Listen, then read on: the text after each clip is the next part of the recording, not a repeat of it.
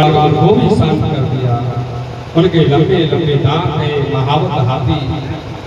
अंकुश को मारकर अब तो जैसे ही दौड़े, भगवान ने उनके दांत पकड़ करके जोर से झटका दिया और जमीन पर पटक आवाज हुई। उनके दांत उखाड़ दिए और अपने कंधे पर रख करके आगे बढ़े। तो अब तो आगे चल करके उनको पहलवान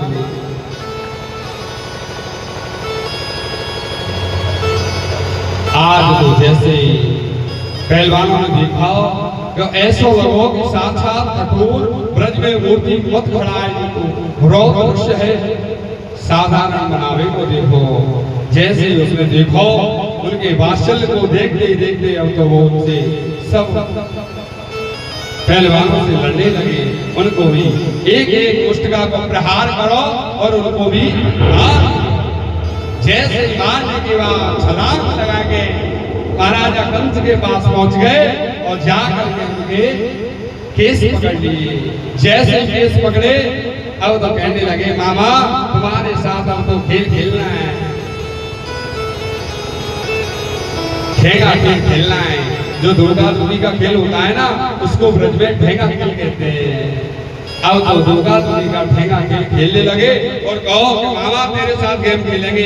कभी उधर जाते कभी इधर आते। जैसे ही धड़ाम से उस पर छलांग लगाई और छलांग लगाने के बाद मामा को ऊपर से नीचे पटका। नीचे पटकने के बाद ऐसी एक मुष्टिका को प्रहार करो कि गोविंदाय सबने जयकार लगायो, बोले कृष्ण कन्हैया लाल की। हम कंस के मर जाने की खुशी हम किन को हुई, भगवान ने कंस को मार दिया, किन को हुई, सबको ही है। उठा के दोनों हाथ हम मीठी मीठी ताली बजा दो भाई। तेरी जय हो नंद के लाल लाल मन पाती।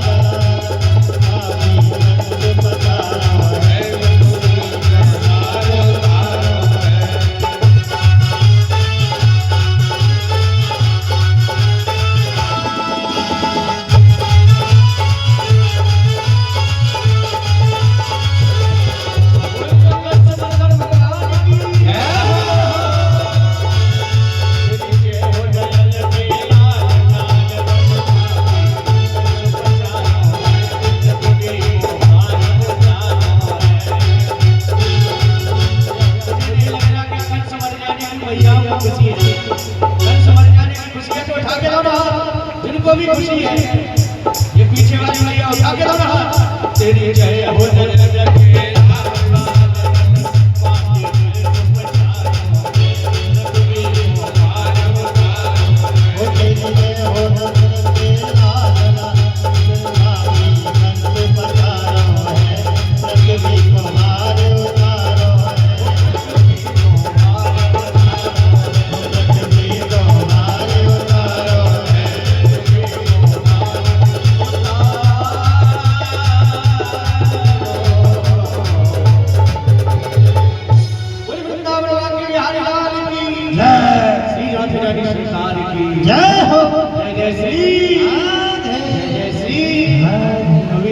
राधे राधे।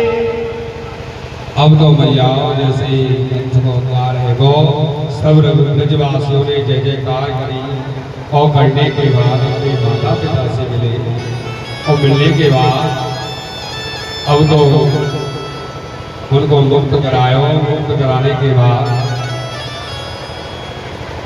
गोपियां सब सोच रही है परसों की कह के गयो और जो 2 वर्षों कह गई अभी तक ना आयो।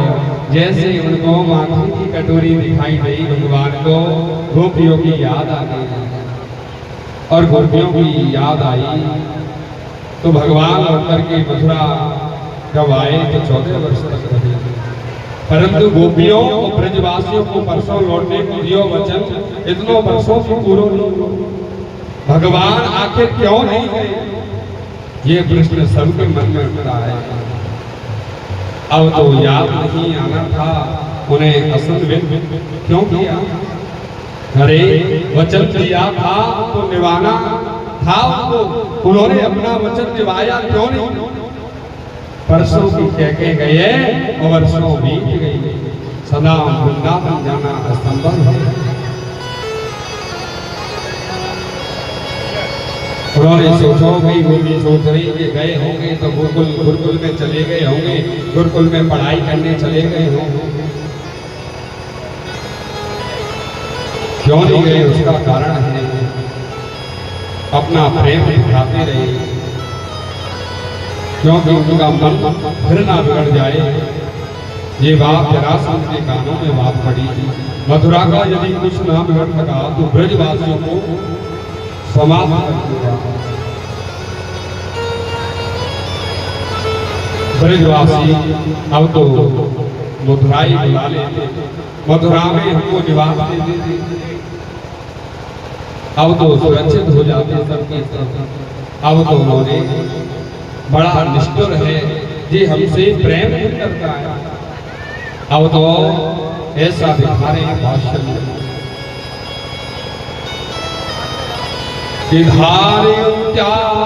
वृक्षेण प्राह प्राणा कथंचन प्रत्यागमनस्तसै वलभ्यो मे वदातिका। आज तो प्रिय उद्धव मुझे तो शंका है रही है कि जाने मेरे बहन तो अपने प्राणों की रक्षा कर पाई होगी या नहीं। यदि जीवित भी होंगे तो केवल एक ही आशा है, प्रत्यागमना शब्द सही। मैं उन्हें वचन दे करके आया था कि मैं परसों आऊंगा, यही वचन उनकी रक्षा कर रहा है। मेरी लौटकर आने की वो गोपियां जरूर आशा में बैठी हैं। कोई सखी तो पेड़ पे की डाली पर बैठी है, कोई घर के दरवाजे पर बैठी है, कोई बीच में बैठी है। सब की सब गोपियां उनके इंतजार में बैठी है, देख रही है, राह देख रही है। मेरे प्रभु, मेरे गोविंद, मेरे कन्हैया कब आएंगे।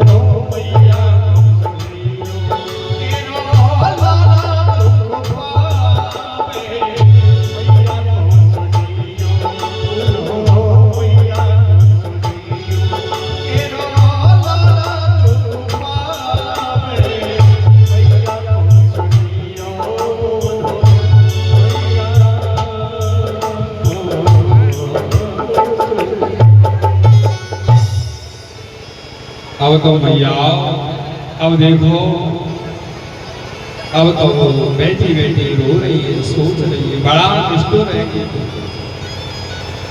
अब तो कन्हैया ने अपने कपड़े पहना दिए और उद्धव को भेज दिए कि उद्धव जाओ, पत्र ले जाओ और जाकर के कह देना। अब तो जैसे ही कुशलता से प्रश्न पूछ रही है। अब देखिए अपने लाडले कृष्ण को वर्षों बाद कोई जगह आयो तो पूछना बहुत कुछ चाहती है। जो पत्र दियो वह पत्र में कछु नहीं, खाली पत्र दे दिए उनके हाथ में। उन्होंने कहा कि इसमें कुछ तो लिख दो। उद्धव जी ने कहा कि तुम ले जाओ, बस वो सब समझ जाएंगे। अब तो जैसे लाडले कृष्ण को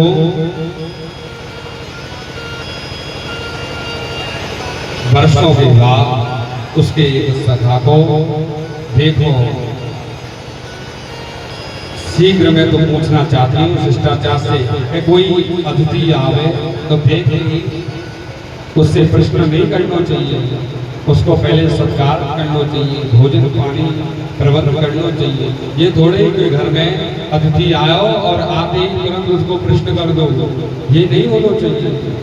पहले आयो है, हाथ पैर धुलाओ, जो की पूछो, चाय पानी बिस्कुट नमकीन की पूछो।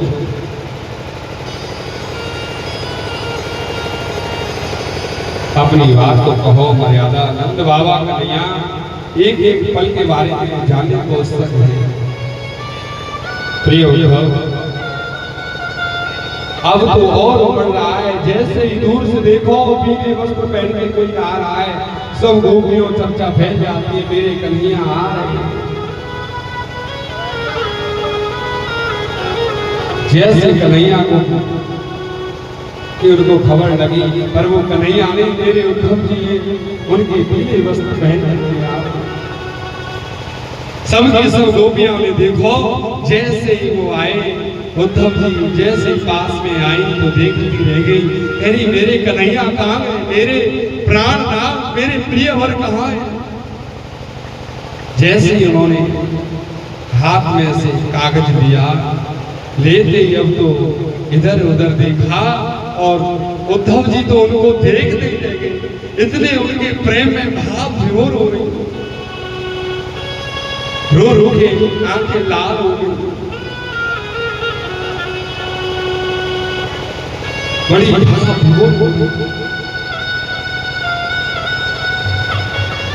जैसे मेरे कन्हैया ने कुछ ना, सब गोपियां आपस में झपट रही है कि कन्हैया ने मेरे लिए क्या संदेशा भेजा है।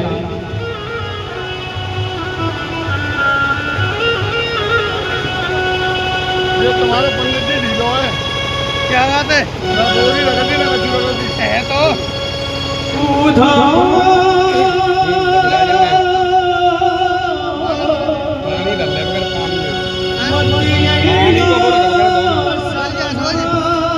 एक लोटा में अलग है यार।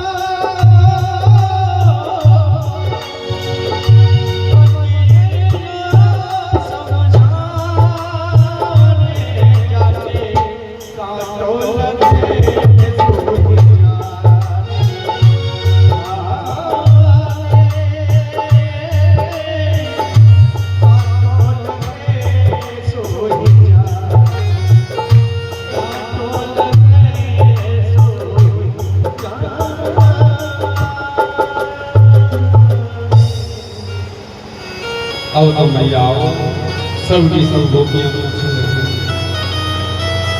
सबके सब आपस में चर्चा कर रही है। कन्हैया निर्गुण निर्विकार है, निर्गुण है। अब तो बड़ा निष्ठुर है। उद्धव जी की सामने सूरत देखो, पीताम्बर और घोर उगड़ देखो, कोम अच्युतम भेषभूषण, बिल्कुल हमारे गोविंद के समान वेशभूषा वाले कौन है। दौड़ी पड़ी सब गोपियां उद्धव जी को भेजे, पहचान गई तुम तो हमारे प्यारे भांजे के सिखा जो पीताम्बर है उससे परिचित थी। ये तो मेरे प्यारे प्राणनाथ का पीताम्बर है, नेत्रों में नाचता रहता है। हमने पहचान लिया, शायद ये उड़ाकर के तुम्हें भेजो ताकि हम तुम्हें पहचान सके। हम जान गए कि यदुपति के भेजे हुए पार्षद हो। अब जरा हमारे प्यारे के भेजे हो तो ब्रजनाथ के बेटे हो, गिरधारी के बेटे हो।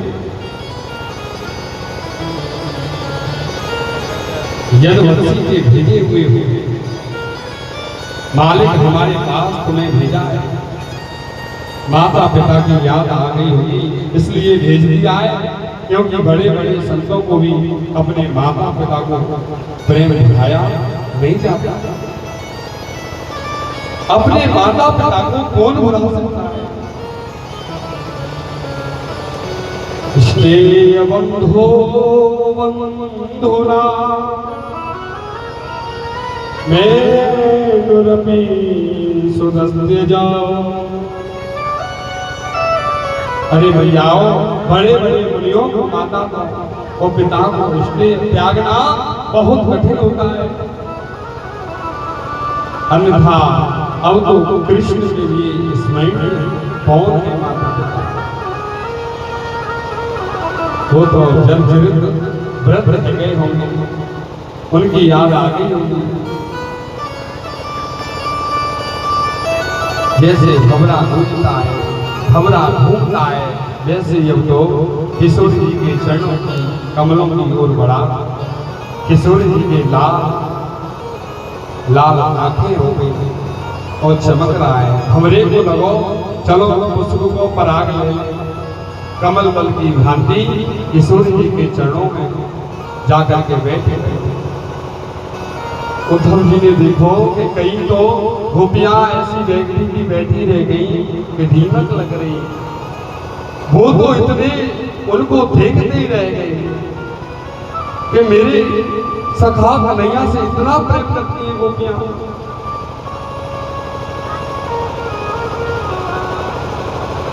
ये तो बड़ा कपटी मित्र है, उसी का साथी है। तेरे को उस कपटी ने भेजा है। मानो भोरे ने पूछा, क्या लक्षण है मेरे? गोपियां बोली, मथुरा की सुंदरियों का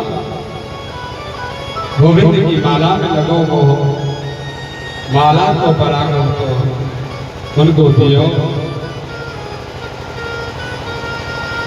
अब तो जैसे ही ये कपाट वाली कथा सुनाई, भंवरा गुनगुनाया। एक गोपी बोली, हमसे पूछ रहा है कि एक तरफ कपटी रह रहे हो और दूसरी तरफ चर्चा कर रहे हो। चर्चा के बिना हम नहीं रह पाएंगे। भंवरा उड़ गया। गोपी बोली, वाह, जैसे ही आयो तुमने उल्टो सीधो सुनानो प्रारंभ कर दियो। वाह, नाराज है कि चले गए हो।